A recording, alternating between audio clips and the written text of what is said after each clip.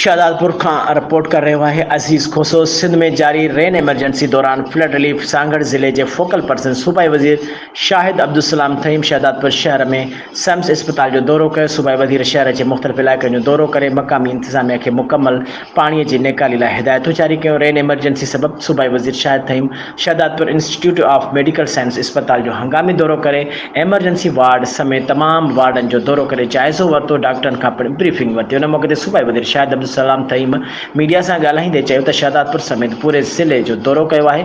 सूरत हाल बेहतर है, शहर के मुख्य रोडन रस्तनि तां पानी निकाल करायो वियो आहे।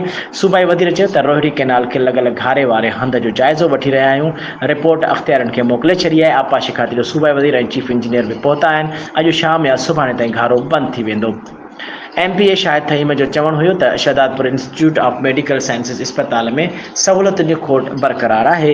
दवाउनि ऐं स्टाफ की खोट है। तमाम जल्द सहूलतूं फराहम करे मरीज़न के रिलीफ फराहम कयो वेंदो। सूबाई वज़ीर शाहिद खान थईम के दौरे दौरान सिक्योरिटी सख्त कई वई। पंहिंजो दौरो मुकम्मल करे वापस रवानो थी वियो। उन मौके ते AC कंबर राहपोटो कमरदीन राहपोटो AC कमरदीन राहपोटो PP अगवान ज़ुल्फ़कार सरदारी ॼाम पुनहल भाणोजो ऐं ॿिया साणस गॾु।